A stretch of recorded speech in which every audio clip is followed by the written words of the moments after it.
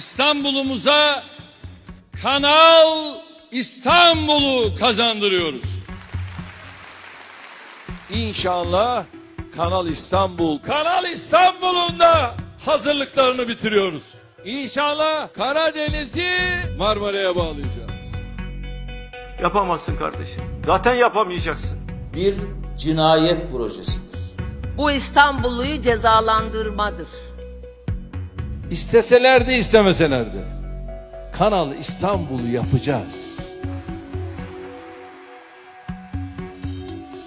Yerli ve milli projeler kanalımızdan herkese merhaba.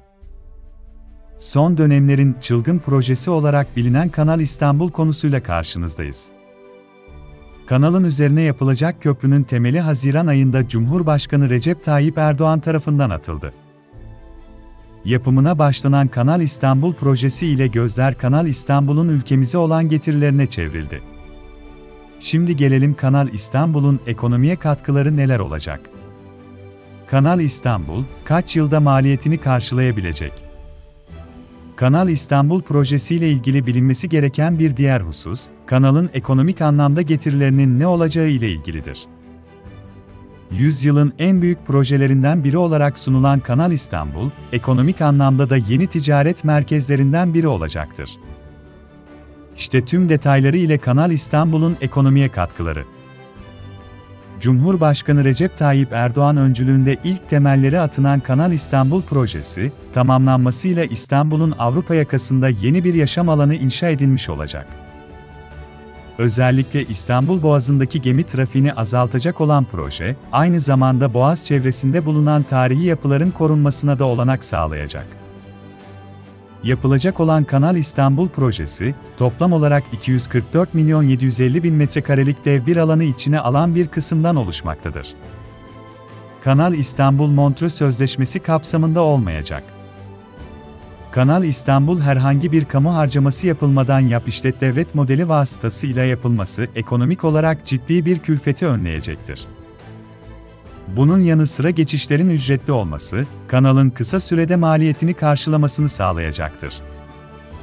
Ayrıca İstanbul Boğazı'na alternatif olacak Kanal İstanbul, Boğaz'a göre daha etkin, verimli ve süratli olması sebebiyle ekonomik anlamda Türkiye'ye ciddi kazançlar elde ettirecektir. Yük dolu tankerlerin sıklıkla kullandığı Boğaz Köprüsü, Montreux Boğazlar Sözleşmesi'ne göre oluşturulan kurallara göre yönetilmektedir. Kanal İstanbul'un yapılması ile tankerlerin Boğaz Köprüsü'nden geçişi yasaklanarak, geçişler Kanal İstanbul üzerinden gerçekleşecektir. Bu sayede geçişlerden elde edilen gelirlerde artış olacaktır. Son rakamlara göre İstanbul Boğazı'nda 50.000 mertebelerinde olan trafik yükünün, yapılan tahminlere göre, 2070 yılında 70.000 seviyelerine çıkması planlanmaktadır. Bu sebeple İstanbul Boğazı'nın bu denli bir gemi yoğunluğunu kaldıramayacağı tahmin edilmektedir. Yapılacak kanal ile birlikte İstanbul Boğazı'ndaki trafik yükünün azaltılarak gerçekleşebilecek problemlerin önüne geçilmesi hedeflenmektedir.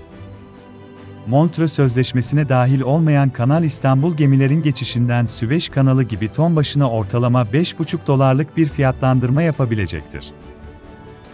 Bunun yanı sıra Süveyş Kanalı'ndan 150.000 tonluk gemilerin geçişine izin veriliyor, Kanal İstanbul'dan ise 300.000 tonluk gemilerin geçişine olanak sağlanacaktır. Bu rakam mevcutun tam 2 katı. Süveyş Kanalı'ndan 148 kilometre kısa olacak Kanal İstanbul, tam kapasiteli çalışma durumunda $8 milyar yıllık kazanç sağlaması beklenmektedir. Yapımı $40 milyar tutacak Kanal İstanbul'un 5 yıl içerisinde tüm masraflarını çıkarması beklenmektedir. Kanal İstanbul bir rant projesidir. Gelişmekte olan ülkemizi Süper Lig'e taşıyacaktır. Mevcut Boğazlar Sözleşmesi ile yeterince boğazlardan kazanç sağlayamıyoruz. Kanal İstanbul açılınca dengeler değişecek, güçlü ülke Türkiye kuralları yeniden yazacaktır. Kanal İstanbul'un yapılması ile birlikte turizm gelirlerinde de ciddi bir artışın olacağı bildirilmektedir. Özellikle 2023 ile birlikte 20 ile 30 milyar arasında bir gelir artışının olması planlanmaktadır. Bu rakamın 5 yılda 100 milyara ulaşması amaçlanmaktadır. Kanal İstanbul'un bulunduğu güzergah, 3. Havalimanı ve Yavuz Sultan Selim köprüleri ile olan bağlantılar sayesinde transit taşımacılığa da oldukça katkıda bulunacaktır. Bağlantı yollarının birbirine yakın olması, ulaşımın da kolay bir şekilde gerçekleşmesine katkıda bulunacaktır. Karayolu ve su taşımacılığımızın buluştuğu ortak nokta olacak Kanal İstanbul, ayrıca rüzgar enerjisinin üretilebileceği bir konumda olması gerekli enerjinin sağlanmasında etkili olacaktır. Kanal çevresi, yapılması planlanan kanalın yanı sıra, kanal etrafında yapılacak yerleşim yerleri ile de birçok anlamda artısı olan bir bölge olacaktır. Özellikle bu yerleşim yerleri ile İstanbul'un hali hazırda milyonlarca insanın yaşadığı ve depreme dayanıksız olan bölgelerinden bu yeni ve depreme daha dayanıklı bölgesine bir nüfus kaydırması sağlanacaktır. Bu aynı zamanda büyük bir kentsel dönüşümü tetikleyecektir. İstanbul'da gerçekleşecek mega deprem öncesi, bu kentsel dönüşüm hepimiz için önemlidir. İstanbul'un merkezi bölgelerinde yer alan trafiği oldukça rahatlatacak olan proje, aynı zamanda ulaşım noktasında da yeni alternatifler üretilmesinde etkili olacaktır. Bu sayede yaşanabilecek yoğun trafik ve toplu ulaşım eksikliği üretilen projeler vasıtasıyla giderilecektir. Bu sayede ciddi bir ekonomik kazanım sağlanmış olacaktır. Yapılacak olan Kanal İstanbul projesi, toplam olarak 244.750.000 metrekarelik dev bir alanı içine alan bir kısımdan oluşmaktadır. Proje kapsamında Arnavutköy, Avcılar, Bağcılar, Bakırköy, Başakşehir, Esenler, Eyüp ve Küçükçekmece'nin dahil olduğu 8 ilçeden geçmektedir. Yoğun nüfus dış kısımlara yayılacak.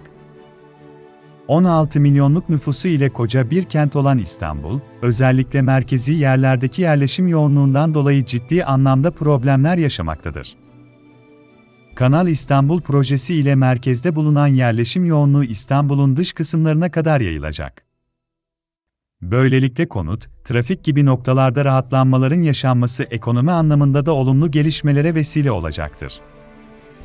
Proje kapsamında Arnavutköy, Avcılar, Bağcılar, Bakırköy, Başakşehir, Esenler, Eyüp ve Küçükçekmece'nin içinde olduğu 8 ilçeden geçmektedir. Ayrıca proje kapsamında yer alan 38.500 hektarlık alan Çevre ve Şehircilik Bakanlığı tarafından İstanbul Büyükşehir Belediyesi'ne bırakılarak, İBB'nin bu alanla ilgili planlama yapmasına olanak sağlanmış olacaktır. Böylelikle gerekli düzenlemeler İstanbul Büyükşehir Belediyesi'nin katkılarıyla sağlanacaktır. Kanal İstanbul ile istihdam açığı azalacak. Şu anda genç nüfusta ve eğitimli üniversite mezunlarında işsizlik en büyük problem olarak karşımıza çıkıyor. Çevremizde mühendisler ve mimarlar işsiz. Yeni ihtiyaçlar olursa genç kardeşlerimiz bu alanlarda işe girip eve ekmek götürebilir. Yapılacak olan Kanal İstanbul ile birlikte birçok alanda iş alımının yapılması, istihdam oranlarını da arttıracaktır.